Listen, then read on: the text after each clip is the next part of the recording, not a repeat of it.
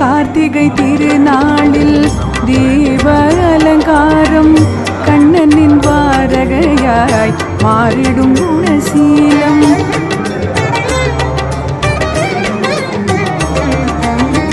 கார்த்திகை திருநாளில் தீப அலங்காரம் கண்ணனின் வாரகையாய் மாறிடும் குணசீலம்.